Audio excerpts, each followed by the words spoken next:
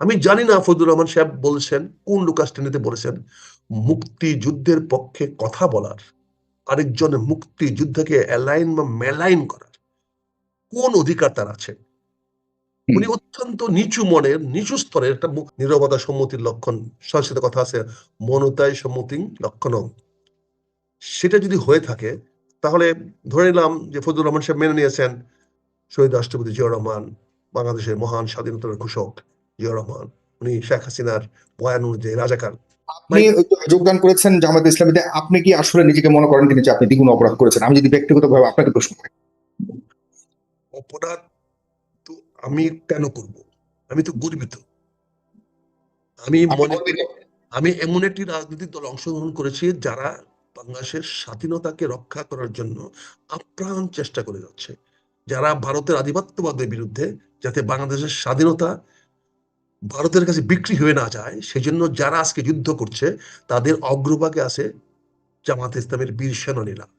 আমি আজকে গর্ববোধ করছি আমি সেই দলে অংশগ্রহণ করেছি। যারা বিপরীতকে সহ্য করতে পারে না, যেমন আমাদের মহাসচিব যে কথা কালকে পরশুদিন বলছেন যে জামাতকে নির্মূল করতে হবে, তার মানে বিপরীতকে যারা সহ্য করতে পারে না, আমি তাদের সম্বন্ধে কোনো মন্তব্য করতে চাই না। তবে তাদের মনোভাব, কারণ এটা হলো পশুবৃত্তি, একটি পশু আরেকটা পশুকে দেখতে পারে না। ফজলুর রহমান সাহেবকে অনেক অনেক ধন্যবাদ, উনি সত্য কথাই বলেছেন। কারণ মুক্তিযুদ্ধ থেকে আমরা কিছু লোকের প্রপার্টি বানাতে চেয়েছিলাম। উনি এখন যে দলে দাঁড়িয়ে আছেন সেই দলের নেতাকে শেখ হাসিনা বলতো রাজাকার। আমার ফজলু ভাইয়ের কিন্তু মুখে একটি রা বেরো নেই। ওই রাজাকারের দলে উনি অংশগ্রহণ করেছেন এবং সেই রাজাকারের প্রধানমন্ত্রী ছিলেন আবার আরেকজন বিশাল মুক্তিযোদ্ধা শাহ আজিজুর রহমান। কারণ যদি কেন বলছি ওনাকে মুক্তিযোদ্ধা, কারণ দুজনের অবস্থান বিপরীত মুখী ছিল। শেখ হাসিনার কথায় যদি জিয়াউর রহমান রাজাকার হয়ে থাকে এবং ফজলুর রহমান সাহেবের সম্মতিতে যদি রাজাকার হয়ে থাকে, যেহেতু নীরবতা সম্মতির লক্ষণ, সংস্কৃত কথা আছে মনতায় সম্মতি লক্ষণম, সেটা যদি হয়ে থাকে তাহলে ধরে নিলাম যে ফজলুর রহমান সাহেব মেনে নিয়েছেন শহীদ রাষ্ট্রপতি জিয়াউর রহমান বাংলাদেশের মহান স্বাধীনতার ঘোষক জিয়াউর রহমান, উনি শেখ হাসিনার বয়ান অনুযায়ী রাজাকার, বয়ান বয়ান অনুযায়ী রাজাকার। সেখানে শাহজিউর রহমান তো অবশ্যই তাহলে মুক্তিযোদ্ধা, বা দুজন বিপরীত মুখী লোক কথা বলেন নাই। আমার ভাই দল বদলে একটা চৌকস ব্যক্তি, উনি আওয়ামী লীগ করেছেন, বাকশাল করেছেন, তারপরে গামছা পার্টি করেছেন, তারপরে উনি এখন বিএনপিতে আসছেন।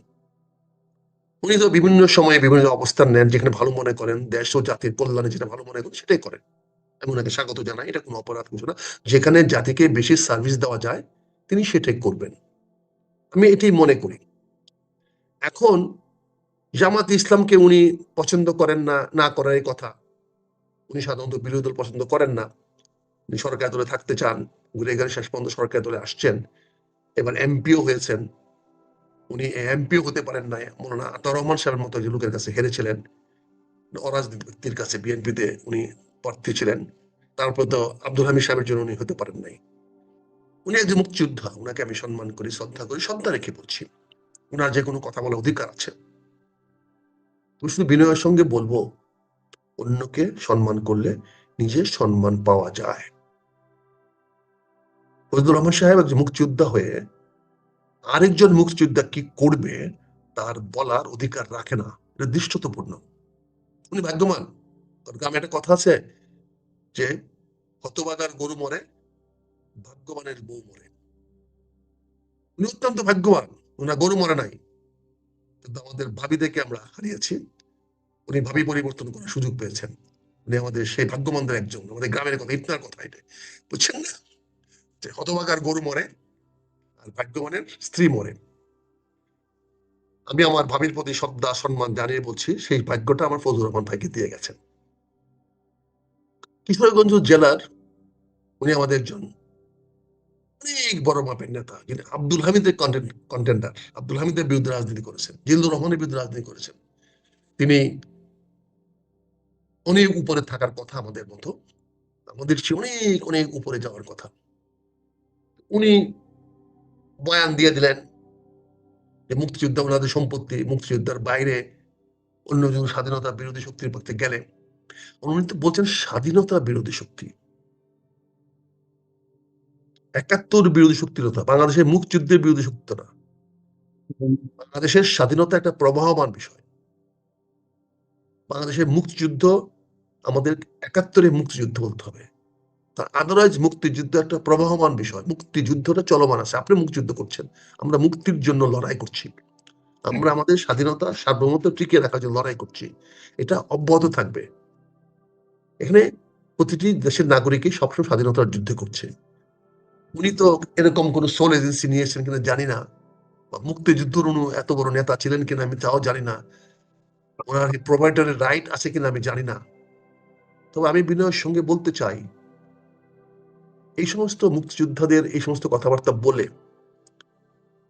মুক্তিযুদ্ধকে হাওয়া করার অধিকার নাই। একটা জিনিস ওনাদের জানা উচিত, যারা মুক্তিযুদ্ধে অর্গানাইজ করেছে, বাংলা স্বাধীনতা যুদ্ধে অর্গানাইজ করেছে, যেমন তাজউদ্দিন সাহেব, সৈয়দ নজরুল ইসলাম সাহেব, ইনারা কিন্তু মুক্তিযোদ্ধা নন।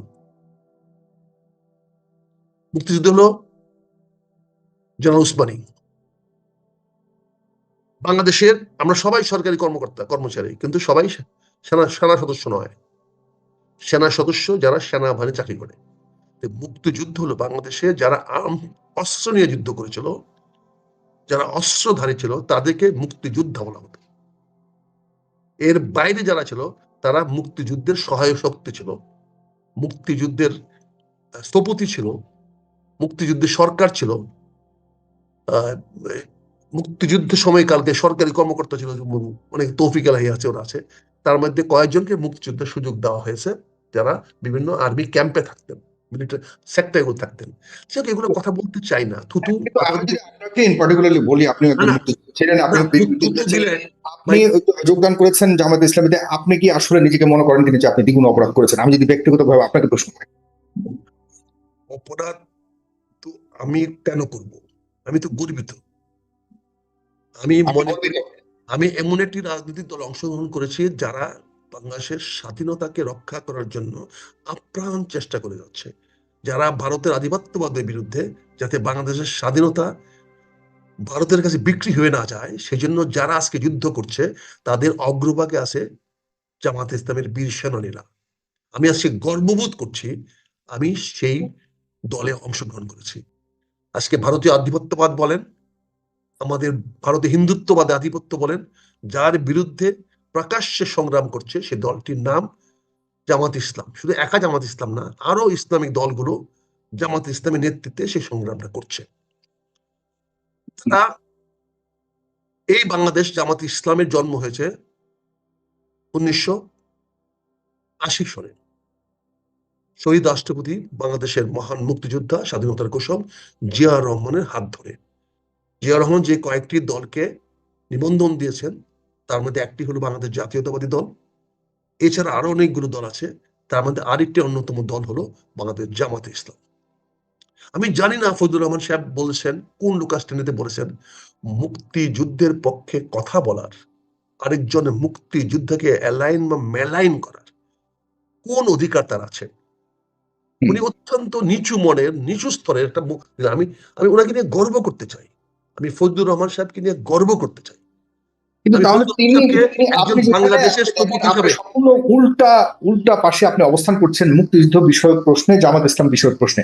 আপনি একজন মুক্তিযুদ্ধ বলছেন যে আপনি গর্ববোধ করছেন, আর সেখানে তিনি বলছেন যে আপনি অপরাধ করেছেন। আমি আপনার কথা বলছি না, আমি মুক্তিযুদ্ধের কথা তিনি ইঙ্গিত করছেন। এখানে ওনার অবস্থানের কারণটা আপনার কাছে কি বিশ্লেষণ আছে?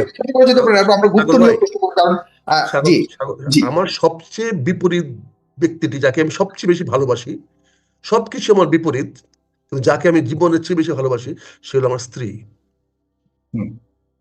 সে সকল বিষয়ে আমার বিপরীতমুখী। আমি বিপরীতমুখীকে ভালোবাসি, কারণ আমি আরেকটা বিপরীতের সঙ্গী পূর্ণাঙ্গ হয়। আমি মনে করি যে আমার বিপরীত আছে বলে আমরা দুজনে মিলে আমরা সমস্যার সমাধান করতে পারবো। যারা বিপরীতকে সহ্য করতে পারে না, যেমন আমাদের মহাসচিব যে কথা কালকে পরশুদিন বলছেন যে জামাতকে নির্মূল করতে হবে, তার মানে বিপরীতকে যারা সহ্য করতে পারে না, আমি তাদের সম্বন্ধে কোনো মন্তব্য করতে চাই না। তবে তাদের মনোভাব, কারণ এটা হলো পশুবৃত্তি, একটি পশু আরেকটা পশুকে দেখতে পারে না, দুইটি পশু আজকে রাজনৈতিক ভাবে নির্মূল করার কথা বলেছেন জনাব ফখরুল ইসলাম আলমগীর, এ ব্যাপারে কি আপনি? এটা বলছে। তাহলে বলেন, তাহলে ওনারা আজকে ওনাদের নেতাকে খুশি করতে গিয়ে যে কথা বলছেন, তেল মারতে গিয়ে নেতা তো 12টা বাজিয়ে দিয়েছেন। আজকে কথাগুলো কেন আসছে? তাহলে জিয়াউর রহমান শাহজির সঙ্গে যোগদান করছিল না, শাহজি জিয়াউর রহমান যোগদান করছিল, কথা তো একটাই হলো। শাহজির সঙ্গে বন্ধুত্ব করা কি জিয়াউর রহমানের তাহলে কি ছিল? বাংলাদেশ জাতীয়তাবাদী দেশমাতা খালেদা জিয়ার নেতৃত্বে যে 19টা বছর বা একটা সরকার গঠন করলো নিজামী সাহেবকে নিয়ে, মুজাহিদ সাহেবকে নিয়ে, তাহলে দেশমাতা খালেদা জিয়া কি অপরাধ করে গিয়েছিল? আমার সেই মুক্তিযোদ্ধা ভাইকে আমি প্রশ্ন করতে চাই বিনয়ের সঙ্গে, এত তেলটা মাইরে কি হচ্ছে?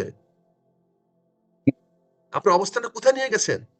হ্যাঁ, আপনার আজকে একটা লাভ হয়েছে এটা যে আপনি বিরোধী দলের নেতার সঙ্গে তর্ক করতে পেরেছেন, সংসদে দাঁড়িয়ে বিরোধী নেতার সঙ্গে করেছেন। কিন্তু একটা জিনিস খেয়াল করে দেখেছেন, আজকে সংসদে দাঁড়িয়ে জামাতে ইসলাম আপনার চোখের উপরে চোখ রেখে কথা বলতে পেরেছে, এটা জামাত ইসলামের কত বড় অর্জন।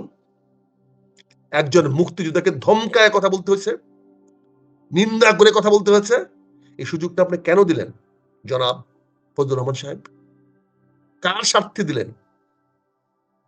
আমি অপরাধ করছি কি করি না সেটা বড় কথা নয়, আপনি ওখানে গালি দিলেন, জামাতে গালি দেন, আমাকে গালি দেওয়ার অধিকার আপনি কোথায় পেয়েছেন? বা আরো মুক্তিযুদ্ধে যারা যোগদান করছে তাদেরকে গালি দেওয়ার অধিকার আপনি কোথায় পেলেন? আপনি যদি কিছু বলার থাকে জামাতের বিরুদ্ধে বলেন, জামাত খারাপ, যেমন আমার মহাসচিব বলেছেন জামাতকে রাজনৈতিক ভাবে একদম নির্মূল করে দেবে, আপনি সেটা বলেন। আমি তো ফজলুর রহমান সাহেবের সম্বন্ধে একটি অসম্মানজনক কথা বলতে পারবো না, বলবো না, কারণ উনি মুক্তিযোদ্ধা, ওনাকে আমি সম্মান রেখে কথা বলবো। ওনার কোনো কাজ ভালো না হলে কাজের বর্ণনা দিব, ভালো করেছেন কি মন্দ করেছেন উনি বলবেন। কিন্তু আজকে আমাদের দুর্ভাগ্য, এই মুক্তিযোদ্ধারা নিজেরা মারামারি কাটাকাটি হানাহানি করতে করতে এমন একটা পর্যায়ে গিয়ে পৌঁছেছি আমরা যে আজকে বিশিষ্ট মুক্তিযোদ্ধারাও বেঁচে থাকার পরেও আজকের যে প্রধানমন্ত্রীকে স্কুলে পড়াইছে, লেখাপড়া করাইছে, কোচিং করাইছে, সেই প্রধানমন্ত্রীর অধীনে অনেকে মন্ত্রিত্ব পাইলো, অনেকে মন্ত্রিত্ব পায় নাই। অথচ ওনারা যদি সেদিন না পড়াশোনা করাইতো, না শেখাইতো, তাহলে আজকের প্রধানমন্ত্রী, আমরা তো ওই জায়গায় চলে গেছি। আমরা কোনো কারোকে সম্মান শ্রদ্ধা করি না। সাগর ভাই আমি আবারও বলবো, আমি ফজলুর রহমান ভাইয়ের কথাতে আমি এতটুকু আহত হই নাই, আমি এতটুকু খারাপ কিছু মনে করি নাই, কারণ ওনার কাছ থেকে আমার সার্টিফিকেট নেওয়ার কোনো প্রয়োজন নাই। ওকে, আমি যেটা করেছি আমি গর্বিত যে আমি মুক্তিযুদ্ধের স্বাধীনতার যারা রক্ষা করছে, যেই বর্তমান প্রজন্ম যারা আজকে আমার দেশ স্বাধীনতা সার্বভৌমত্ব যেখানে বিঘ্নিত হতে পারে তাদের বিরুদ্ধে লড়ছে, আমি সে জামাত ইসলামের দলে অংশগ্রহণ করে আমি গর্বিত। আপনি খুশি হলেন, আপনি বলতে আমি আপনি বলছি না, ফজলুর রহমান খুশি হলো কি খুশি হলো না, ফজলুর রহমানের দল খুশি হলো কি হলো না, ওনার সাঙ্গপাঙ্গরা খুশি হলো কি হলো না, সেটা আমার কাছে কিছু আসে যায় না। এখানে ধন্যবাদ। জি, ধন্যবাদ জনাব মেজর আখতার। যেমন আমি আপনার কাছে আসছি, গুপ্ত সূত্র বিষয়ে তো আরেকটা বড় বিতর্ক রয়েছে, সেটিকে রেখেই আমি যাচ্ছি একই বিষয়ে জনাব হাবিবুর রহমান হাবিব, একটু আনমিউট করতে হবে আপনার। জনাব হাবিবুর রহমান গর্ব বোধ করছেন জনাব মেজর আখতারুজ্জামান তিনিও একজন বীর মুক্তিযোদ্ধা। এই বিষয়ক বিতর্ক তো আপনি শুনেছেন, সংসদ হয়েছে। জনাব হাবিবুর রহমান শুনতে পাচ্ছেন? জি, প্রতিক্রিয়া জনাব মেজর আখতারুজ্জামানের। আপনাকে ধন্যবাদ। আপনার অত্যন্ত জনপ্রিয় ফেস দ্য পিপুল যারা দেখছেন তাদেরকে আমার সশ্রদ্ধ সালাম। বিজ্ঞ দুইজন আলোচক, অত্যন্ত প্রাজ্ঞ আলোচক মঞ্জুর আহমদ চৌধুরী ভাই এবং আক্তার ভাইকে শুভেচ্ছা। আমি আক্তার ভাইয়ের প্রশ্নের উত্তর আমি দিতে চাই না, তবে এটুকু বলতে চাই, আক্তার ভাইয়ের কাছ থেকে মুক্তিযুদ্ধের ডেফিনেশন শুনলাম, যারা বন্দুক নিয়ে মাঠে যুদ্ধ করেছে তারা মুক্তিযোদ্ধা, যাদের অধীনে যুদ্ধ হয়েছে তারা মুক্তিযোদ্ধা না, তারা সংগঠক। তাহলে শাহজিদুর রহমান তো রাজাকার ছিলেন না, উনি তো রাজাকারের যে ডেফিনেশন মুক্তিযোদ্ধার মধ্যে যারা ব্রিজ পার হাতে অস্ত্র হাতে করে পাকিস্তান আর্মির কাছে, তারা রাজাকার। শাহজিদ রাজাকার ছিল না। তাহলে তো শাহজিদ তো আর জিয়া রহমান তো শাহজিদের দলে যোগদান করেন। ফজলুর রহমানের কথা যে একজন মুক্তিযোদ্ধা জামাত ইসলাম করতে পারে না, জিয়া রহমান তো শাহ আজিজের দলে যোগদান করে শাহ আজিজকে প্রধানমন্ত্রী করে তার সাথে তার রাজনীতি করেন নাই, তাহলে এই কথাটা একদমই খাটে না। আর আক্তার ভাইয়ের ডেফিনেশন অনুসারে শাহ আজিজ রাজাকারও না। দ্বিতীয়ত কথা বলি, আমিও ফজলু ভাইয়ের কথার সাথে একমত হয়ে আমি বলবো না, তো এইটুকু আমি বলবো যে একজন বীর মুক্তিযোদ্ধা জামাত ইসলামে যোগদান করাচ্ছে বিষ খেয়ে মারা ভালো, সে বিষ খেয়ে মারা ভালো। আক্তার ভাই যত ভাবেই বলেন না কেন জামাত ইসলাম আজকে ভারতের চোখে চোখ রেখে কথা বলছে, এই কথাটা একদমই অসত্য, মহা অসত্য। কারণ যখন জুলাই বিপ্লবের পর জামাত ইসলামের সর্বপ্রথম তারা আওয়ামী লীগকে ক্ষমা করে দিল, দেশবাসীকে ক্ষমা করে দিল। পরজন একটা টক শোতে বললাম যে আপনি আওয়ামী লীগকে ক্ষমা করার কে, আপনি কে বাংলাদেশে? তখন বলে আমাদের নেতাদেরকে যারা ফাঁসি দিয়েছে, অত্যাচার করেছে, সেই ব্যাপারে আওয়ামী লীগ অন্যায় করলে তাদের মাফ করতে, আমাদের নেতা কর্মীদের উপর অত্যাচার করার বা আমাদের ফাঁসি দেওয়ার কারণে তারা যখন সেটা মাফ করে দিলাম, ঠিক আছে। তারপরে কথা হলো যে ফজলু ভাই একবার একটা কথা, যারা মুক্তিযোদ্ধা এবং শহীদ পরিবার তারা জামাত করতে আমি পারে। যদি আপনাকে একটু প্রশ্ন করি হাবিব ভাই, যে আপনি কি মনে করেন কিনা জনাব অলি আহমেদ, জনাব মেজর আখতারুজ্জামান তারা আসলে ডাবল অপরাধ করেছে? অলি আহমেদ জামাতে যোগদান করেন, জামাতে জোটে গেছেন, আর আক্তার হ্যাঁ, ভাই কিন্তু জামাতে যদি তিনি যোগদান জামাতকে করেছেন। ওন করেন, তিনি জামাতকে ওন ডেফিনেটলি করেন, জামাতকে ডিফাইন করেন কিন্তু বিভিন্ন কারণে। হুম। অলি আহমেদ এক সময় জামাতকে নমিনেশন দিয়েছিলেন ম্যাডাম খালেদা জিয়া, সেখানে সে বিদ্রোহ করেছিলেন এবং সেই কারণে উনি কিন্তু ছিটকে গিয়েছিলেন বিএনপি মন্ত্রিসভা থেকে পরবর্তী সময় 2001 সালের নির্বাচনে। এই যে অবস্থা, ওনার আগে ছিল স্ট্যান্ডটা আলাদা, পরে হয়ে গেছে আলাদা। এখন কথা হলো যে বর্তমান পরিস্থিতিতে আক্তার ভাই যে কথাটা বললেন যে জামাত ইসলাম ভারতের চোখে চোখ রেখে কথা বলে, এটা মোটেই ঠিক না। জামাত ইসলাম সর্বপ্রথম ডাক্তার শফিকুর রহমান বলেছেন ভারত আমাদের নিকটতম প্রতিবেশী, তাদের সাথে আমাদের সুসম্পর্ক বজায় রেখেই চলতে হবে। এটা নিয়ে অনেক প্রতিবাদ এসেছিল তখন। তাহলে ভারতের চোখে চোখ রেখে কথা বললে কবে? বিএনপি বলতে পারে যে ভারতের চোখে চোখ রেখে কথা বলেছেন শহীদ রাষ্ট্রপতি জিয়া রহমান, পরবর্তী সময় ম্যাডাম খালেদা জিয়াও। বিএনপি দাবি করতে পারে, প্রমাণিত। জামাতে কিন্তু প্রমাণ হয়নি, ক্ষমতা যায়নি তারা, ক্ষমতা গেলে কি করবে সেটা পরের ব্যাপার। এই কারণে যদি আক্তার ভাই জামাতকে মুক্তিযোদ্ধা বলেন, মুক্তিযুদ্ধ চলছে বলেন, এটা আমি একমত হতে মোটেই পারবো না। কারণ মুক্তিযুদ্ধ স্বাধীনতার যুদ্ধ, উনি মুক্তিযুদ্ধ মুক্তির জন্য যুদ্ধ, সেটা ভিন্ন কথা। ফজলু ভাই যেটা মিন করেছেন স্বাধীনতা যুদ্ধের কথা মিন করেছেন। আমিও বলছি জামাত ইসলামের এদেশে অবদানটা কোথায়? আক্তার ভাই বললেন আমি গর্ববোধ করি, কোনো অবদান? মহান স্বাধীনতা যুদ্ধের সময় তারা দেশের বিরোধিতা করেছে, অস্বীকার করার কোন উপায় আছে? তারা রাজাকার সৃষ্টি করেছে, তারা আলবদর সৃষ্টি করেছে, আলসাম সৃষ্টি করেছে, আলবদর শান্তি কমিটি সৃষ্টি করে রাজাকার শান্তি কমিটি পাকিস্তান আর্মির হাতে আমাদের মা বোনকে তুলে দিয়েছেন। এটাকে কোনোভাবে আক্তার ভাই অস্বীকার করতে পারবেন? তারা স্বাধীনতা যুদ্ধের শিকার করেন, গন্ডগোলের বছর বলেন। এবং এইবার এই প্রথম মনে হয় তারা সাভার জাতির স্মৃতিসৌধে গেলেন। এর আগে নিজামী সাহেব এবং মুজাহিদ সাহেব গেছেন মন্ত্রী হিসাবে, জামাত হিসাবে না। তারা মুক্তিযুদ্ধ যে স্বাধীনতা যুদ্ধ যে গর্বে জন্মেছিল, তার নাম হলো ভাষা আন্দোলন। সেই মহান ভাষা আন্দোলনের 21 তারা কোনদিন যায়নি। এইবার গিয়েছিলেন, জিজ্ঞাসা করা হলো আপনি শহীদ প্রতি শ্রদ্ধা নিবেদন করতে এসেছেন? উনি বলছেন আমি বৃহৎ দলের নেতা, একটা কালচার, রাষ্ট্রীয় কালচার আমি এসেছি। চিন্তা করেন। আর সেই দলে যোগদান করে যদি আক্তার ভাই বলেন গর্ব অনুভব করি, তাই বললাম বিষ খেয়ে মরা ভালো। আমি একটা কথা বলি যে আমাদের অবদানটা কোথায়? আমি তো রাজসাক্ষী। 1982 সাল থেকে শুরু করে 90 সাল পর্যন্ত এই দেশের আপনার গণতান্ত্রিক আন্দোলন, আপনার শিক্ষা কমিশনের মধ্যে শিক্ষা কমিশনের বিরুদ্ধে আন্দোলন থেকে শুরু করে যত আন্দোলন 9 বছরে জামাত ইসলামের একজন শিবির কর্মী, জামাতের কর্মী শহীদ হওয়া তো দূরের কথা, একজন আহত হয়নি, একজনও আহত হয়নি। তার মানে তারা আওয়ামী লীগের সাথে 86 নির্বাচনে গিয়েছিল। ম্যাডাম যার 7 দলের সাথে জামাত ছিল, যেই আওয়ামী লীগ নির্বাচনে চলে গেল 86 সালে, জামাত আওয়ামী লীগের পিছিয়ে তারাও গেল। ওইবার যদি আওয়ামী লীগ না যায়, এরশাদ 90 সাল পর্যন্ত থাকে না, জামাতে যদি না যায় তা আওয়ামী লীগ হয়তো ওই এটা পায় না, যাওয়ার সাহসটা পায় না। সেখানে গিয়েও তারা এরশাদের করে উঠলো তারা। আর আক্তার ভাই যে কথাটা বলেছেন, কথাটা একেবারেই অসত্য। শহীদ রাষ্ট্রপতি জিয়া রহমান জামাত ইসলামকে আপনার দেয়নি, মানে কি বলে স্বীকৃতি দেয়নি বা নিবন্ধন দেয়নি। শহীদ রাষ্ট্রপতি জিয়া রহমানের সময় সেটা হচ্ছে আইডিয়াল নাম, জামাত ইসলাম নাম না, আইডিয়াল নামে একটা সংগঠনের জন্ম হয়েছিল। আইডিয়ালকে জামাতের অনেকে অনও করে না, তাদের সাথে বিরোধ ছিল, মৌলানা আব্দুল সালাম ছিল, তারপর আরেকজন ছিলেন আইডিয়ালের মধ্যে, নামটা এবার ভুলে গেলাম, জিয়াউর রহমান জামাত ইসলামকে এই দেয়নি। আওয়ামী লীগ এসেছিল, বাংলাদেশ জাতীয় দল 78-এ তার জন্ম হয়েছিল, কিন্তু জামাত ইসলামের হয়নি। জামাত ইসলাম এর সাথে সময় জামাত ইসলাম নামে নাম ধারণ করে তারা এটা চিকেন নির্বাচন অংশগ্রহণ করেছে। অর্থাৎ এই তথ্যটা সম্পূর্ণ ভুল। জিয়াউর রহমান জামাত ইসলামকে বৈধতা দেয়নি এবং রাজনৈতিক দল হিসাবে স্বীকৃতি দেয়নি বা রেজিস্ট্রেশন দেননি। গেল দ্বিতীয়ত কথা, এই যে 13.5 বছর আন্দোলন করলাম আমরা, আমি তো কয়েকবার মার খেয়ে খেয়ে আমি যেখানে গেছি সেখানে আমাকে ধরে আমার উপর আক্রমণ হয়েছে। পাবনাতে আক্রমণ হয়েছে, কুত্তার মতো আমাকে পিটিয়েছে। আমার সাথে আমি ইয়ামিন আহত হয়েছে, অনেকে আহত, সাংঘাতিক ভাবে। আমি মিরপুরে গিয়েছি, আমিনুল বলে গেলাম, সেখানে আমার আক্রমণ হচ্ছে। জামাত ইসলাম বলতে পারবে? জামাত ইসলাম নিজেরা গুপ্ত বৈঠক করার সময় ধরে নিয়ে গেছে। এই 13 সাল পর্যন্ত তারা আন্দোলন করছে, তাদের নেতাদের ফাঁসি জেল হওয়ার প্রতিবাদে আন্দোলন করতে গিয়ে তারা অনেকে মারা গেছেন। কিন্তু জনগণের স্বার্থ নিয়ে তেলের দাম বৃদ্ধি, গ্যাসের দাম বৃদ্ধি, বিদ্যুতের লোডশেডিং এর বৃদ্ধি প্রতিবাদে কোনদিন তারা মিছিলে একটা লোক মারা গেছে, একটা লোক আহত হয়েছে, একটা লোক গ্রেপ্তার হয়েছে 13.5 বছর, এই 13 সালের পর থেকে?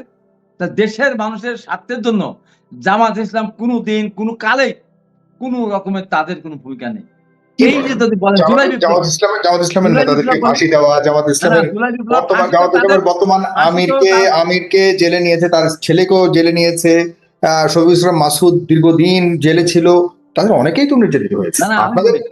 আপনাদের দুই দলের মধ্যে নির্যাতিত কারা হয়? না, আমি বলছি তাদের ফাঁসি, তাদের তো জনগণের দাবি আদায় করার দাবিতে ধরে নিয়ে ফাঁসি দেয়নি। তারা মুক্তিযুদ্ধের বিরোধিতা করেছে, দল তো বিরোধিতা করেছিল, জামাত তো বিরোধিতা করেছিল নাকি? এটাও অস্বীকার করবে ডাক্তার ভাই, জামাত তো বিরোধিতা করেছিল, সেটা তারা স্বীকার করেনি। এবং তাদের সন্তানদেরকে আপনার নিয়ে গেছিল। আর মাসুদ বা 2-1 যারা হয়েছিল, তারা এই আন্দোলন করতে যায় হয়নি, তাদের নিজস্ব কোনো কর্মসূচি বাস্তবায়ন করতে গিয়ে তারা হয়েছে।